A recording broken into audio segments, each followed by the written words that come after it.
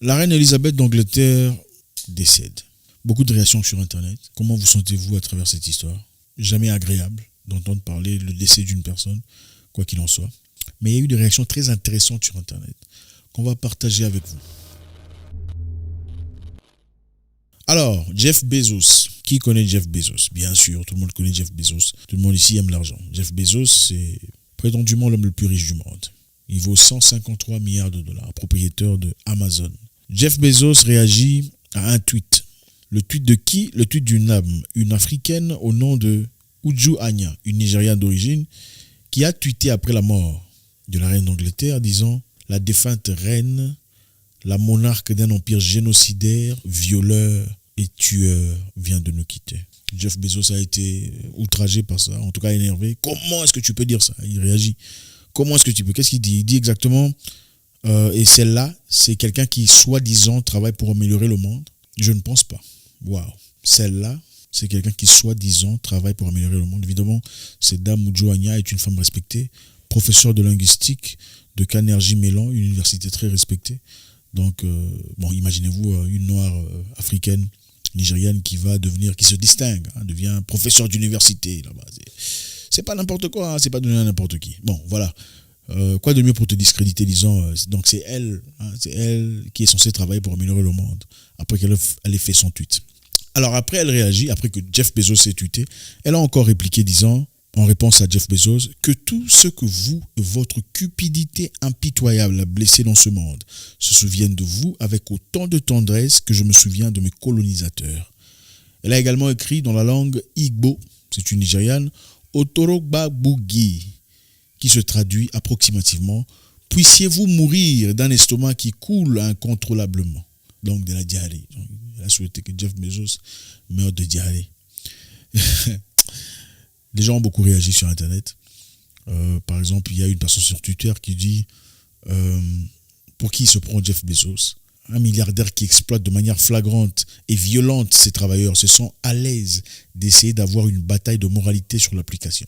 Pour qui se prend Bezos? Il veut faire une leçon de moralité à qui? Évidemment, quand Jeff Bezos tweet, les moutons retweetent, c'est clair, peu importe ce qu'ils disent. Aujourd'hui, les gens s'en foutent, les gens sont vraiment des moutons de l'argent. Il y a des moutons de l'argent aussi, moutons de l'argent qui ne vivent que pour se faire de l'argent. Pour eux, tout ce qui importe, c'est l'argent. Comment on fait pour avoir l'argent? Avoir l'argent, c'est bien, mais il y a autre chose à part l'argent. Le monde dans lequel vous vivez est aussi important, si pas plus important que l'argent. L'argent, c'est comme un bonbon qu'on donne à un enfant pour lui faire ce qu'on a envie qu'il fasse. C'est simplement ça. L'argent, c'est du papier. Mais c'est comme un bonbon pour un enfant. Pour qu'on lui fasse faire ce qu'on a envie qu'il fasse. Donc si tu veux envoyer un enfant voler, va me chercher le sac de ta maman. Je vais te donner un bonbon. Si c'est un enfant stupide, il fait quoi? Il va chercher le sac. Parce qu'il cherche quoi? Son bonbon. L'argent, c'est le bonbon des adultes. L'argent, c'est le bonbon des adultes. Alors, comme beaucoup de personnes sont fanatiques d'argent, beaucoup de personnes adulent ces célébrités financières sans essentiellement comprendre dans quel concept ils vivent, qu'est-ce qu'ils ont comme valeur, comme moralité, comme histoire. Il doit être un génie, voilà. S'il a fait beaucoup d'argent, ça veut dire qu'il est intelligent. Pas nécessairement. Pour la plupart des cas, ça veut dire qu'il était en position de pouvoir, outillé de certains collaborateurs qui avaient autant de pouvoir pour bien cerner, esclavagiser les gens. On pourrait aussi dire que voilà, les propriétaires d'esclaves étaient des génies. Comment vous vous sentez par rapport à ça? Ils se sont enrichis par rapport à ça. Beaucoup de riches à l'étranger sont restés riches, leurs familles sont restées riches. C'est à travers les esclaves. Ils sont génies, on peut dire ça aussi. Non. La moralité est très importante. Alors, beaucoup de gens ont réagi par rapport à Jeff Bezos. Il y a une troisième personne qui dit « Je soutiens Uju Anya ». Ce que Jeff Bezos fait est une pure bêtise. C'est de l'audace de penser qu'il peut contribuer à cette conversation et d'attaquer cette dame. Ce que Jeff Bezos fait, c'est de l'audace. Penser qu'il peut contribuer à cette conversation. C'est-à-dire qu'il y a des gens qui pensent qu'il n'a pas l'autorité morale de venir, en tout cas sur ce plan moral, de venir dire comment une personne devrait réagir par rapport au sentiment d'une personne qu'elle considère comme colonisateur. Une quatrième personne dit le monde a donné à Jeff Bezos tellement de pouvoir qu'il pense pouvoir intimider quelqu'un exprimant ses sentiments à propos de la mort d'un monarque tout en dirigeant un corps d'esclaves en 2022. Très intéressant. Le IFF de l'Afrique du Sud, pour ceux qui connaissent, dirigé et guidé par Julius Malema, un révolutionnaire de notre ère, un homme très fort, un homme que beaucoup devraient copier d'ailleurs, pas aveuglement mais très intelligemment, a réagi disant « L'Angleterre, sous le leadership Eux, ils ne pleurent pas la reine d'Angleterre. Ils disent l'Angleterre, sous l'égide ou sous le contrôle de la famille royale, a pris le contrôle d'un territoire en 1795. Et après cela, ce territoire n'a jamais connu de paix. La déshumanisation partout dans le monde, l'assujettissement, l'esclavage, les tueries perpétrées par l'Angleterre ou le Royaume-Uni sous l'égide de la famille royale ne peut pas être oublié. C'est leur opinion.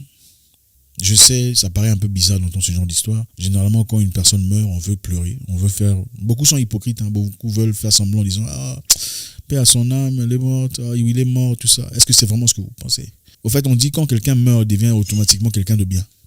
Quand quelqu'un meurt, on oublie tout ce qu'il a fait. Carrément, on ne peut pas... En fait, c'est comme sacrilège, quoi. C'est spirituel. Tu ne peux pas oser dire quoi que ce soit. Tu ne peux pas remettre en question. Tu ne peux rien faire. La reine d'Angleterre possède 2 couronnes. 2 couronnes principales. La reine d'Angleterre a souvent sur sa tête. Dans la première couronne, il y a un diamant de 530 carats qui vaut ou estimé à 400 millions de dollars. Et on dit que le diamant a été volé en Afrique du Sud, estimé à 400 millions de dollars. 400 millions de dollars. Le diamant a été volé en Afrique du Sud appartenant aux populations locales. Jusqu'à sa mort était sur sa couronne. On réclame ce diamant sur la couronne de la reine d'Angleterre. Sa deuxième couronne avait un autre diamant, qu'on appelait le diamant de Koh-i-Noor, pierre précieuse de 105 carats, qui signifie montagne de lumière en persien. Elle entretient un lien émotionnel énorme avec beaucoup d'Indiens qui croient que le diamant trouvé en Inde au XIVe siècle a été volé pendant le régime colonial. C'est-à-dire le diamant appartenait à un prince indien. Et on a pris ce diamant, on a emmené ça chez eux. Alors la reine, dans sa deuxième couronne, a ce diamant-là. Et évidemment, les Indiens, ici maintenant, là, ils réclament leur diamant. Selon le palais royal britannique, le Koh-i-Noor a été déterré des mines Golconde dans le centre-sud de l'Inde, avant d'être remis au monarque britannique en 1849. Il est devenu la partie de joyaux de la couronne de la reine Victoria avec des centaines d'autres pierres précieuses qui auraient une valeur culturelle historique, symbolique, incalculable, qui font toujours partie des collections royales.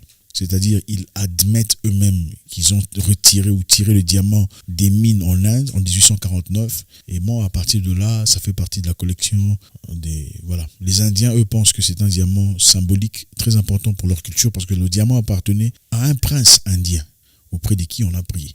Bon, quand quelqu'un dit déjà, ok, on a tiré ça chez vous, mais c'était pas dans les conditions dont vous dites là. C'est dans les mines qu'on a pris ça. C'est votre parole contre ma parole, finalement. N'est-ce pas? Autant on voudrait bien que ce soit dans le respect le plus absolu. Je pense qu'il est important de souligner les interventions des gens et leur prise de vue et en tirer vos propres conclusions. La vie est malheureusement une combinaison d'expériences. Historiquement, beaucoup de blessures, beaucoup de réactions. Il faut reconnaître que le Royaume-Uni n'a pas une histoire pure. Le Royaume-Uni a une histoire de guerre, de brutalité, de tout, d'esclavage, de tuerie, de possession, de colonisation de terres. On ne peut pas oublier aujourd'hui. Et aujourd'hui, sur un plan complètement différent, beaucoup veulent donner une leçon de moralité à beaucoup de pays. Comment il faut traiter le peuple, comment il faut être avec les gens, comment il faut se comporter. Oubliant très vite l'histoire qui a à peine moins de 100 ans était horrifiant. Aujourd'hui, à la mort de la reine Elisabeth II, nous réfléchissons et nous respectons tout en observant l'opinion de toutes ces personnes qui sont présentées. Partant de ceux qui pleurent en Angleterre, pleurant une reine qui a été immortalisée par sa puissance spirituelle qui a été attribuée par le peuple, et aussi partant de ces Africains et ces Indiens d'ailleurs, sans parler des autres peuples qui pour longtemps pleureront les blessures de leur passé. Au revoir.